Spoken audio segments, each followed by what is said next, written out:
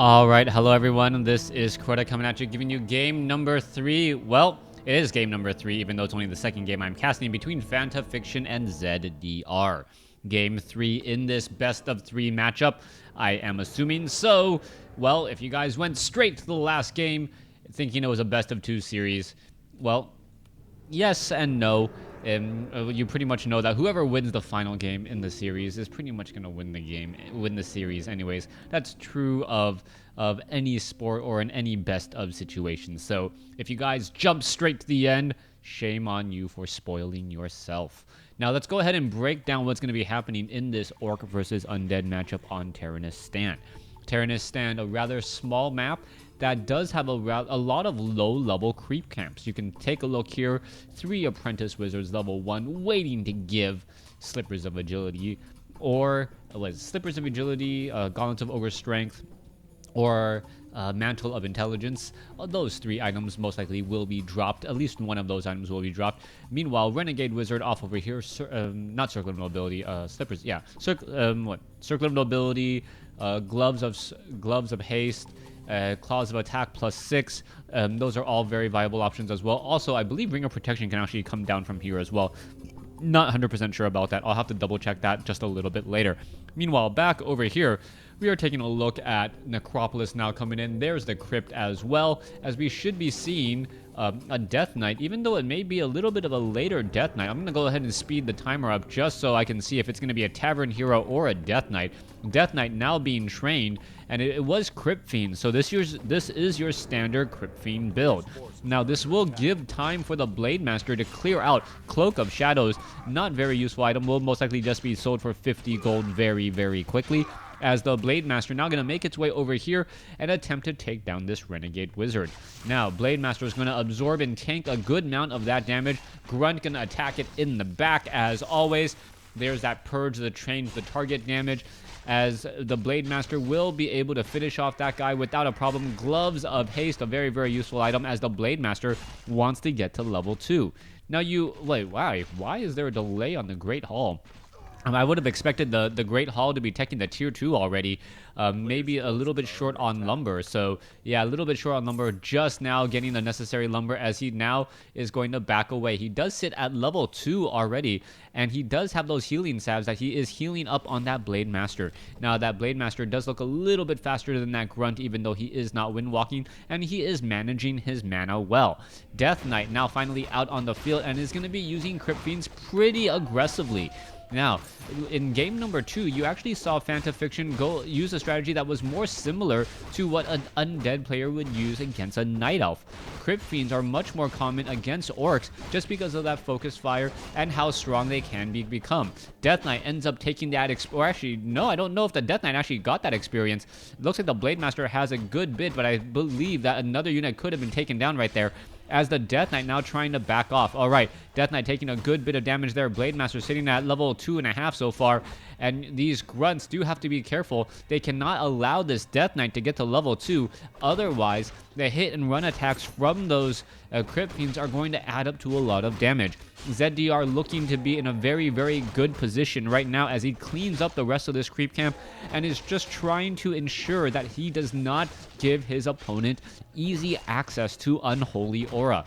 Undead now opting to open up himself and try and clear out the center portion of the map. You can see now the Grunt needs to keep track of where that Death Knight is, and if he can steal this level 3 Kobold Geomancer from his opponent, that should be enough to delay him even further. However, I don't believe the Grunt turned the right corner. No, the Grunt thought that it would be after the level 3, level 1, and that is one of those decisions that could actually have a very lasting impact on the game.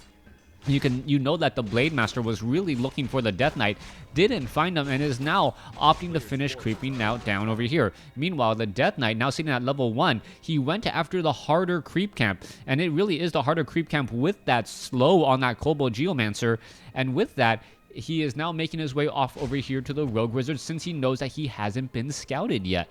So the Death Knight will get to level 2. No real problem there at all. Rogue Wizard does have Frost Armor. I guess all of these creep camps are going to be a little bit slow in the taking. Tome of Intelligence now finally picked up. Unholy Aura now also used, as well as the Crypt Fiends are now just sitting inside the base, ready to go, expecting and waiting for the Blade Master to come in and perhaps try and do a bit of damage. Death Knight sitting at level 2 though. As we can see, there are the skeletal minions now making their way down. Grunts are now going to end up spotting down over here. Death Knight may try to get some easy shots onto that grunt there, but not going to really be able to do very much. Blade Master now shows up to the party. As you can see, the Death Knight taking a little bit of damage on himself. Gonna sit on Blight for a while, regenerate hit points, and then from there get going. Alright, let's go ahead and take a look on the top left. Blade Master looking to clear out the Renegade Wizard. Renegade Wizard may actually drop a very, very powerful item for that Blade Master. What will it be? Another Gloves of Haste. Very, very fast attack speed now. So that Blade Master will be throwing down critical strikes rather quickly, even though the critical strikes themselves are not that high in damage. If he somehow got Claws of Attack plus 9 on this map, that would really start to throw the damage in the other direction. But we'll see what's going to be happening here next, as the Lich will be popping out and we are going to be going into a slaughterhouse. Blade Master feels fairly comfortable that he can perhaps take down some of these ghouls. No, not going to opt to take down any of the ghouls, as we can see that the Shadow Hunter is opting to creep out down over here. Alright, Shadow Hunter is creeping down. Blade Master attempting to take down the Slaughterhouse. Is he going to be able to get the takedown there? There's the Dust of Appearance. Frost Nova, Death Coil could be coming in. No, none of that. And that was more of a decision by the Lich to not opt to go for Frost Nova first. Frost Armor is definitely the much more safe bet, since you want to be able to mitigate much of the damage that is dealt. Oh, Tome of Agility picked up by the Shadow Hunter. I thought it may be safe for the Blade Master, but the Blade Master is just a bit too far away. Now, what is going to be happening down over here? Blade Master may try and steal and get some experience. Yes, does do that. Is going to be able to win walk again. There's the Dust of Appearance. The Blade Master gets another kill there. So he is really denying a lot of experience. That Lich still not on the board yet. As you can see, did he finally get a kill? No, the Lich did not get the kill either. ZDR doing a great job. And the Lich finally on the board with some experience. But the Vampiric Aura item went to that Blade Master, and yes, Vampiric Aura 10% damage return, and that is going to seriously help not only the Blade Master but all of the grunts as well. This is starting to turn into a little bit of a power item game. The Blade Master winning the power item game. Has to be careful though, as we can see the Shadow Hunters have to be going back the other way. Alright, Manual of Health quickly picked up. Units need to run. Shadow Hunter, is she in trouble? Speed Scroll could be used to head back in the other direction. Blade Master is in position as well. No, not quite sure. I thought we were going to have an engagement there, and instead we just had a very, very long drawn out fight with a Kobold Geomancer up against a Raider. Not quite sure what happened there. Alright, it didn't look like Fanta Fiction was in any way ready to engage against his opponent. He wants the Obsidian Statues, which is a very, very safe bet. Also, he wants that -5 Orb of Corruption to perhaps be able to whittle away at that armor. Shadow Hunter now with the one with that Vampiric Aura, as we see that the Blade Master is just constantly harassing. The Shadow Hunter at this point in the game does generally surpass the primary hero in terms of level, since the Shadow Hunter is the one that does majority of the creeping. Meanwhile, the Blade Master is just nearby, constantly harassing, preventing his opponent from getting any more levels. Dark Ranger, the third trifecta in the Undead army.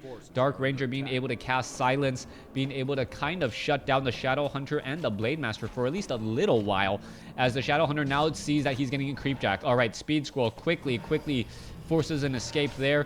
Creep Camp will get cleaned up by the Death Knight, Dark Ranger, and Lich. But no experience really, no levels really gained there at all, as we're now looking at the first Destroyer on the map. Now, a second Obsidian Statue finally being added. Fanta Fiction sitting at 49 over 50 supply. One Destroyer, however, is not going to be enough to really turn the tides in this upcoming fight, as we see a Tauren Chieftain. Alright, ZDR actually went to Fortress, which is not very common, and we are now looking at a Tauren Chieftain as well. Blade Master now with Orb of Lightning. Very, very strong item, as the Blade Master able to hit and now start purging that Destroyer. that orb of lightning, I don't know if it was a reaction or a change to the double gloves of haste, but yes, not only is the critical strike proccing more often, you are also going to start proccing more purges off of that lightning orb. And this fight is just going to turn into an absolute massacre. You can take a look. The Shadow Hunter is so strong with that potion of greater mana. He hasn't even been forced to use it just quite yet. Blade Master now uses a potion of healing, still ready to go, and Fanta Fiction is gonna be forced to give the GG in an all-out fight in the end, and I think that is it. The Tauren Chieftain not even in any real danger of getting taken out. Dark Ranger, very low on hit points, gets taken out. Blade Master, level 2 critical strikes now. There's the GG. All of those heroes were gonna start to fall like dominoes, and that is the game. Thanks for watching. Thanks for listening. Hope you guys enjoyed game number 3, I guess, technically, in this series. Also, for all of you guys out there, if you guys want to support me, please do so. I'm going to include the PayPal and the Patreon link. Ad revenue in the summer months do generally fall. So, yeah, actually hit a little bit in the red in terms of my... in terms of overall cost of just trying to maintain the business, so that if there is any litigations, I lose the business and not my house. All right. Thanks for watching. Thanks for listening. Hope you guys enjoyed it.